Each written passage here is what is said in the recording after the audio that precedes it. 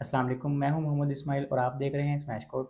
जैसा कि हमने सीएसएस की प्लेलिस्ट शुरू की हुई है और लास्ट लेक्चर में हमने आइकन्स और लिस्ट को स्टाइल करना सीखा था। तो आज के लेक्चर में हम टेबल को स्टाइल करना सीखेंगे।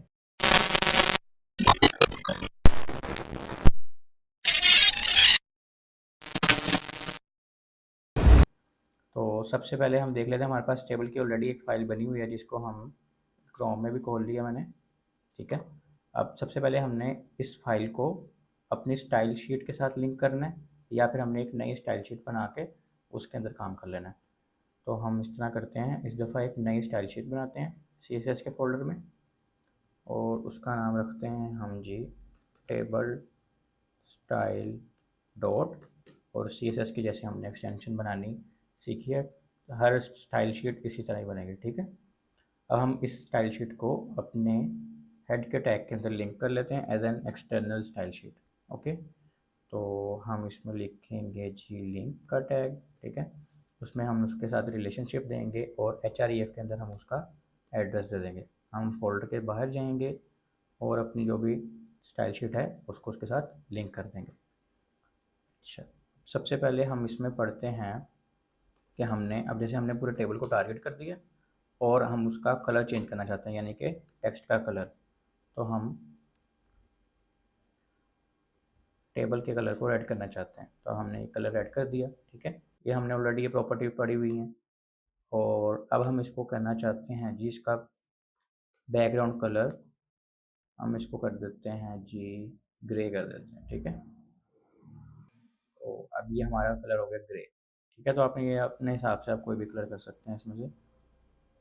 जैसे मैंने इसको रेड का ही एक वेरिएंट सा दे दिया, तो हम इसको ब्लैक कर देते हैं। तो इसका आप कॉन्ट्रास्ट खुद बना सकते हैं। इसके साथ साथ अब हमने ये प्रॉपर्टीज ऑलरेडी पढ़ी हैं, कोई नई प्रॉपर्टी नहीं आई। अब अगर आपने HTML का लेक्चर देखा तो हमने ये बॉर्डर मैंने जब लगाया था तो मैंने आपको कहा था कि इसको मैं CSS में पढ़ाऊँगा। ये जस्ट व्यू के लिए है कि आपको नज़र से ही आए कि ये टेबल ही है, वरना तो सारा कुछ भी लिखा हुआ ऐसे ही लिखा हुआ था ना। जैसे मैं अगर इसको ख़त्म कर देता हूँ और मैं रिफ्रेश करता हूँ, तो आपको कहाँ से समझ आएगी कि ये टेबल है। तो इसलिए मैंने बॉर्डर लगाया था। पर अब हमने सीखना है कि हमने बॉर्डर CSS में कैसे लगाना है। ठीक। तो हमने क्या करना है, पूरे बॉर्डर हमने टेबल को ऑलरेडी टारगेट किया हुआ है। बॉर्डर की प्रॉपर्टी देनी है, उसमें हमने विड्थ दे देनी है कि हमने वो जो चौड़ाई रखनी है उस बॉर्डर की कितनी होगी, और उसके बाद उसका स्टाइल दे देना है। ठीक है। हमने स्टाइल्स भी ऑलरेडी पढ़े हुए हैं बॉर्डर के। तो ये 1px हमने किया और सॉलिड सा कर दिया। अब हम इसकी विड्थ बढ़ा सकते हैं, हम इसकी 5px कर सकते हैं, 6px कर सकते हैं। और हम यहाँ से कोई भी स्टाइल कर सकते हैं, जैसे एक स्टाइल है डैश्ड। ठीक है। हम ये कर सकते हैं, हम डबल कर सकते हैं। ये हमारे ऊपर है, मर्जी हमारी या डिज़ाइन के ऊपर डिपेंड करता है। तो ये हमारा बॉर्डर लग गया। अब ये बॉर्डर हमारा CSS से लग गया, हमने पहले HTML से जैसे इसलिए लगाया था कि हमें समझ आए कि ये सही बॉर्डर लग रहा है। ठीक है। ओके। अब हम चलते हैं जी नेक्स्ट चीज़ पे कि हमने बॉर्डर तो लगा लिया अब हमने। ओके। और इसी तरह हम बॉर्डर हर चीज़ पे लगा सकते हैं। जैसे हमने पूरे एक टेबल पे बॉर्डर लगाया ना, अब अगर हम चाहते हैं हम ये कलर्स वगैरह एक दफ़ा ख़त्म कर देते हैं। ठीक है। या इनको कमेंट कर देते हैं। तो हम टेबल के साथ साथ किसी और चीज़ को भी अगर हमने सेलेक्ट करना है तो हम उसको भी साथ लिख सकते हैं ना। TH को लिख दिया, यानी कि टी हेडिंग्स जितनी भी हैं इस टेबल में, जो हमने ऑलरेडी टेबल HTML के लेक्चर में पढ़ा हुआ है, उनको भी सिलेक्ट करके उन पे भी ये बॉर्डर लगा दो। तो ये उसने वो भी बॉर्डर लगा दिया। अब मैं इसको डबल की जगह सॉलिड कर देता हूँ ताकि थोड़ा समझने में आसानी हो। ठीक है। तो अब ये ध्यान से अगर आप देखें तो एक बॉर्डर बाहर उसने पूरे टेबल पे लगाया हुआ है, और हेडिंग्स की हमारे पास दो चीज़ें हेडिंग की थी उस पर भी उसने एक बॉर्डर लगा दिया। अब अगर इसको मैं TD भी कह दूँ तो वो जितने भी डाटे के हमारे सेल्स हैं उसको भी, यानी ये अली वाला एक सेल है, ये इस्माइल वाला एक सेल है। ठीक है। ये पूरा एक सेल है, ये भी एक सेल है। तो हर एक सेल को हमने अब अलग-अलग बॉर्डर भी दे दिया और पूरे ओवरऑल टेबल को भी बॉर्डर दे दिया। यानी अगर हम टेबल का बॉर्डर खत्म कर दें तो सिर्फ TH और TD पे लग जाएगा। ठीक है। अब ओवरऑल टेबल पे कोई बाउंड्री नहीं है जो कि अच्छी नहीं लग रही, तो हम इस तरह कर देते हैं। ठीक है। तो ये देखें, सही हो गया। तो इस तरह हम अपनी बॉर्डर की प्रॉपर्टी को लगा सकते हैं। उसके बाद हमारे पास आ जाती है जी साइज़ की प्रॉपर्टी। साइज़ की प्रॉपर्टी में क्या है कि हम जो टेबल है ना उसकी विड्थ और हाइट को कंट्रोल कर सकते हैं। ठीक है। हम इस तरह करते हैं कि अभी ये जो चीज़ें हैं कुछ वो टेबल के अंदर रहने देते हैं, और कुछ हम टी हेडिंग और TD को अलग से देंगे। ठीक है। चलिए, अब टेबल में हमने ये कर दिया। अब टेबल को हम कहते हैं कि हम जो टेबल की विड्थ है ना, हम चाहते हैं कि उसकी विड्थ 40 px हो जाए, ठीक है। तो ये इसकी विड्थ कितनी होगी, 40 px होगी। अब इसकी विड्थ हम अगर कर दें 90 px कर दें हम, ठीक है।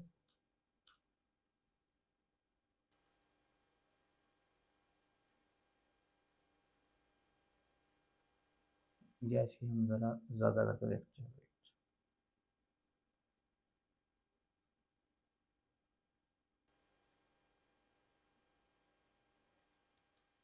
चलिए, अब इसमें हमारे नहीं लग रहे ना स्टाइल्स, तो हम देखते हैं हमारा मसला क्या है। अच्छा, हमने 200 px करना था, 20 px कर दिया। तो हम ये 200 px कर दी। तो इसको हम अगर सॉरी, इसको हम अगर कर दें 400 px, तो ये हमारी विड्थ यानी चौड़ाई जो होती है हॉरिजॉन्टली वो बढ़ती जाएगी, ठीक है। इसी तरह अगर हमने हाइट कंट्रोल करनी है यानी इसकी लंबाई कंट्रोल करनी है, तो वो भी हम कर सकते हैं। और इसको हम कर दें अगर 100 px सॉरी। अच्छा, ये अब हमने 100 px कर दिया। अगर हम इसकी जो हाइट है वो बढ़ा दें, और ठीक है, अब आप ये देखें ये हाइट बढ़ती जा रही है। अब ये 1000 px हो गई है। और अगर हम इसको कर दें 500 px, तो यह 500 px हो गई है। तो इस तरह हम हाइट और विड्थ अपने डिज़ाइन के हिसाब से कंट्रोल कर सकते हैं। इस वक्त हम इसको कर देते हैं 200 px, ठीक है, ताकि थोड़ी सी अप्रोप्रिएट लगे। अच्छा, उसके बाद हम चलते हैं जी। अच्छा, इसी तरह हम पूरे टेबल की सिर्फ टी एच की, सिर्फ टी डी, हर किसी की हम हाइट को कंट्रोल कर सकते हैं। यानी सिंगल सिंगल चीज़ को भी हम कंट्रोल कर सकते हैं। यानी अगर मैं इसकी विड्थ दे दूँ 100 px, तो हर टी डी और हर टी एच की विड्थ भी ना बड़ी हो जाएगी। अब देखें, अगर इक्वल इक्वल हो गई है, यानी कि अगर हमने इक्वल इक्वल अपना टेबल बनाना है, तो हम इस तरह उसको सेट कर सकते हैं। ओके, और इसी तरह अब हमारे पास नेक्स्ट चीज़ क्या आ रही है, ये हमने दे दिया। अब इसको हम परसेंटेज में दे दें, पीएक्स में दे दें, ये हमारी मर्ज़ी है। यानी अगर आप इसकी जो विड्थ है वो 100% दे दें टेबल पूरे की, तो आपका जो पूरा पेज है उसकी 100% विड्थ ले लेगा, ठीक है। तो ये हमारे ऊपर है कि हमने उसको किस यूनिट्स में देना है। ये हमने ऑलरेडी पढ़े हुए हैं यूनिट्स, कि पीएक्स में देना है, उसको परसेंटेज में देना है, वीएच में देना है, ठीक है। अब हमारे पास फुल विड्थ टेबल क्या होता है, जिसमें हमने 100% दे दी, वो फुल विड्थ टेबल हो गया, ठीक है। यानी कि फुल विड्थ ले लेगा आपके पेज की ना। यानी कि आप उसको रिसाइज भी करेंगे ना अगर उसको उस पेज को, जैसे अब ये, इसको हम छोटी स्क्रीन कर लेते हैं, ठीक है। इसको बंद करते हैं। अब ये छोटा हो गया, लेकिन आप अगर देखें तो टेबल पूरा आ रहा है आपके पास। अब इसको और छोटा करें, ये 100% पूरी लेगा। बड़ा कर देंगे बड़ा हो जाएगा, छोटा करेंगे तो ये किस्म का रिस्पॉन्सिव टेबल हम कह सकते हैं इस हिसाब से। अच्छा, अब एक और चीज़ हमने यहाँ पे देखी थी, टेबल बॉर्डर्स में हमने ये पढ़ लिया है सारा।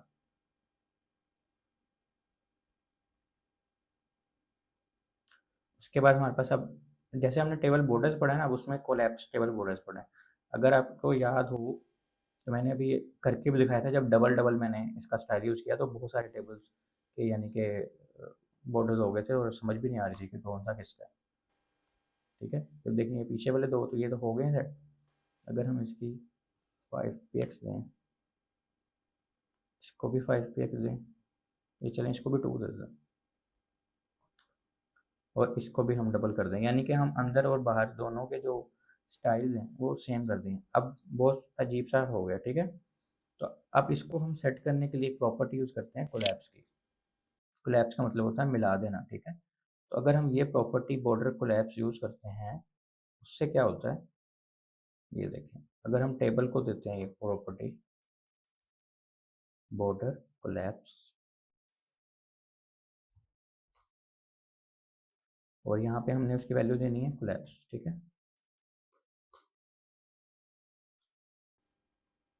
अब उसने क्या किया, उसने सारे बॉर्डर्स मिला दिए हैं, जहाँ डबल डबल बॉर्डर से उसने उसको एक कर दिया। यानी कि बाउंड्री लेवल पे भी हमारे पास एक बॉर्डर बन गया और अंदर भी बन गया। मैं इसको अगर सॉलिड कर दूँ तो आपको ज़्यादा आसानी होगी समझने में। पहले मैं इसको आपको कमेंट करके दिखाता हूँ कि पहले क्या चीज़ थी और अब क्या चीज़ होगी। यानी एक आउटर बॉर्डर लगा हुआ है, ठीक है।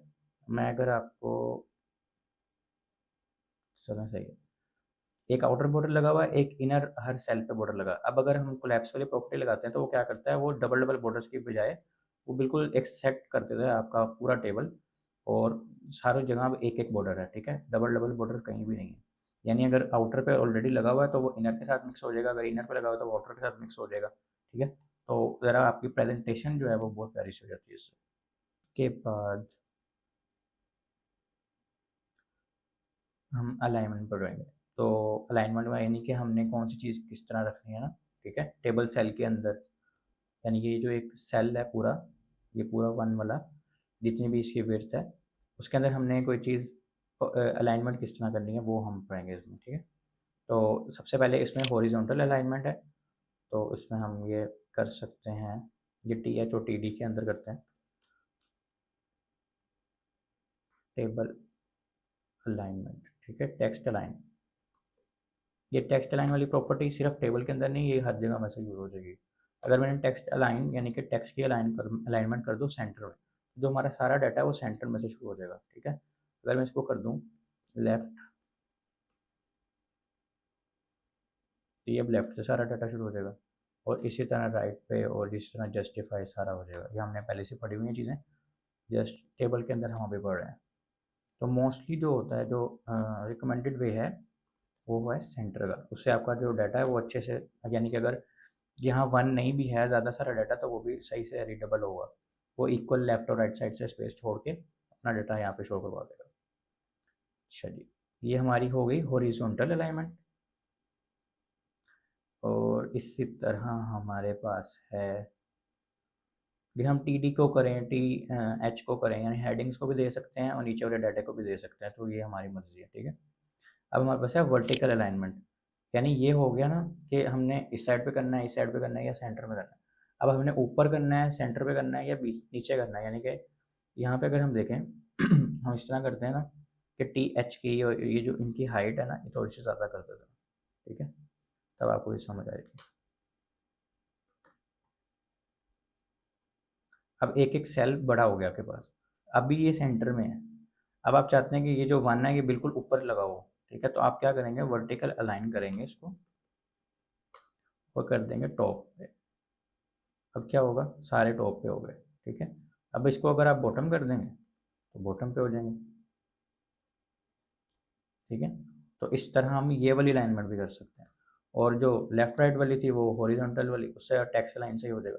मिडल कर देंगे हम तो वो मिडल में हो जाएगा, ठीक है। वो ऑलरेडी बाय डिफ़ॉल्ट मिडल में ही होगा, अगर हम इसको ख़त्म भी कर देंगे तो भी वो मिडल में ही रहेगा, ठीक है।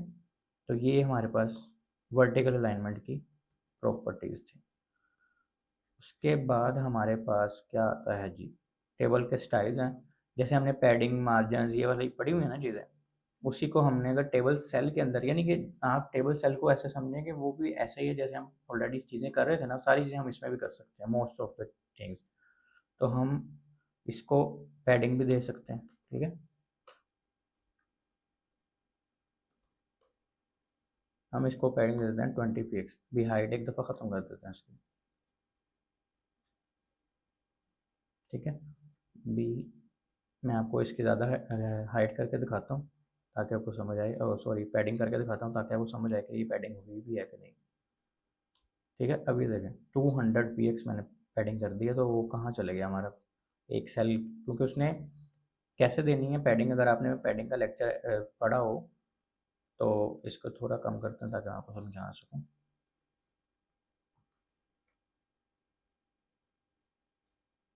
अच्छा, उसने पैडिंग क्या देनी है, ये जो उसका बॉर्डर है ना इस वन की, अगर हम सिर्फ बात करें, इस सेल की बात करें, तो उसका टॉप, राइट, लेफ्ट और ये जो बॉटम वाला बॉर्डर है उससे उसने 50-50 px छोड़ के आपको अपना डाटा शो करवा दिया, ठीक है। यानी कि आप इसको इस तरह भी दे सकते हैं, क्योंकि ये क्लॉक वाइज चलता है, ठीक है। टॉप, राइट, बॉटम और लेफ्ट। अब आप अगर 4 प्रॉपर्टीज देना चाहते हैं तो 4 दे दें, तो ये आपकी पैडिंग चारों में 50-50 px लग गई है। आप डिफरेंट यानी चारों भी दे सकते हैं, ज़रूरी नहीं है आपने एक एक ही देनी है। लेकिन अगर आपको आपने चारों, क्योंकि हर दफ़ा होता ये है कि टेबल के अंदर हम एग्जैक्ट एक ही वैल्यू देते हैं जो चारों में, हमें इस साइड से भी उतना ही छोड़ना है, इस साइड से भी उतना ही छोड़ना है, ऊपर से भी और नीचे से भी फासला हम एक ही देते हैं। तो ये क्या होगा, ये चारों पे अप्लाई हो जाएगी, यानी कि टॉप से भी 50 px छोड़ दो, राइट से भी, लेफ्ट से भी और बॉटम से भी। तो ये हमारी मर्जी है, हम इसको जिस तरह मर्जी दें। हमने पैडिंग की प्रॉपर्टी में बहुत डिटेल से पढ़ा था। उसके बाद हमारे पास क्या चीज़ रह गई है, अच्छा उसके बाद हमारे पास जो है ना हॉरिजॉन्टल डिवाइडर, ये हमने प्रॉपर्टी नहीं कोई नहीं पढ़नी इसमें, जैसे एक मतलब कहने देने का तरीका उसने बताया कि आपने अगर डिवाइड करना है ना अपनी रोज़ को, ठीक है, उसको बताना है कि ये दूसरे से डिफरेंट है, तो आप उसको वो ये प्रॉपर्टी देंगे तो उससे नज़र आएगी वो चीज़, एक कह लें लाइन सी लग जाएगी, ठीक है। अब अगर हम इसमें एक दफ़ा बॉर्डर ख़त्म करें तो आपको समझ आएगी। ये हमने बॉर्डर ख़त्म कर दिए सारे।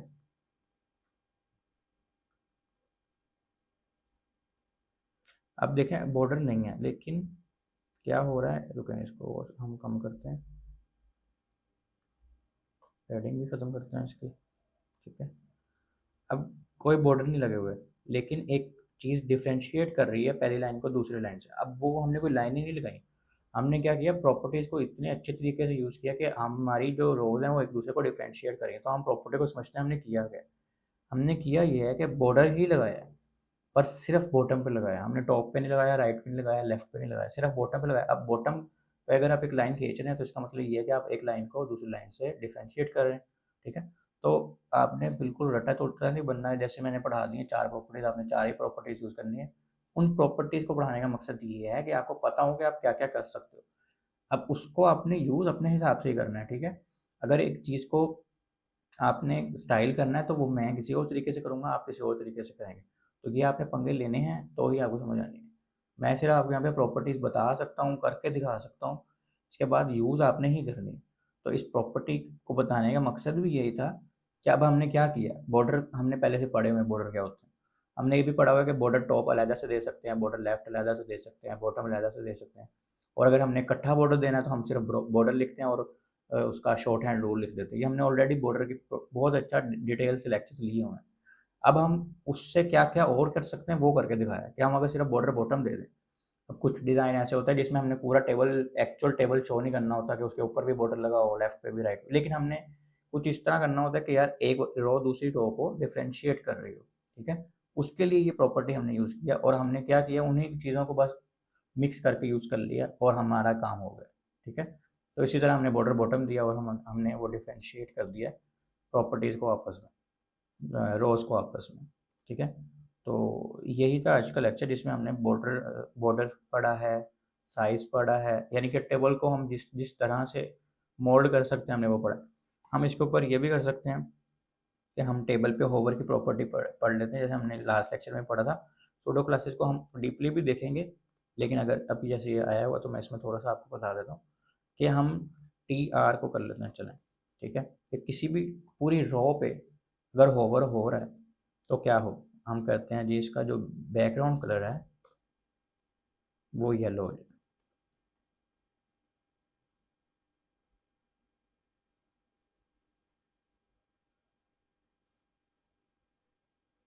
लेकिन जैसे मेरा माउस होवर को क्या कहते हैं, होवर का मतलब ये होता है ना कि माउस मैं उसके ऊपर लेके जा रहा हूँ, तो जैसे ही मैं लेके जा रहा हूँ उसका कलर येलो हो रहा है। अब इसको हम टी आर को भी कर सकते हैं, हम इसको टी डी के साथ भी लेके जा सकते हैं, टी एच के साथ भी, यानी हमारी मर्जी, हम जो मर्जी किसी चीज़ के साथ कर दें। हम इसको अगर एक दफ़ा ख़त्म कर देते हैं, ठीक है, हम सिर्फ टी डी और टी एच पे जिस जिस पे भी हम होवर करेंगे ना उसका कलर भी चेंज हो जाएगा, ठीक है। सॉरी रिफ्रेश नहीं किया, और ये मैंने बैकग्राउंड कलर उनको लगा दिया, हमने होवर पर लगाना है, यानी टी एच। चलें टी एच को भी हम नहीं देखते, हम सिर्फ टी डी को कहते हैं कि जब उस पर होवर हो, यानी कि यहाँ कोलन लगा के सूडो क्लास हमने लगा दी, और हम उसको कहते हैं कि जब भी इस पे होवर हो तो उसका कलर क्या हो जाए, ग्रीन हो जाए, ठीक है। अब हम जिस सेल पे जा रहे हैं ना, देखें वो कलर चेंज हो रहा है सिर्फ। तो ये भी हमने पिछली ऑलरेडी प्रॉपर्टीज़ पढ़ी हुई हैं उनको यूज़ करते हुए सारा स्टाइल किया है। तो आपने भी इसी तरह डिफरेंट डिफरेंट चीज़ों को एक्सपीरियंस करना है, प्रैक्टिस करनी है, तभी आपको आनी है चीज़ें, ठीक है। तो आज के लेक्चर में इतना ही था, मज़ीद हम पढ़ेंगे नेक्स्ट लेक्चर में। अपना बहुत सारा ख्याल रखिएगा। अल्लाह हाफ़िज़।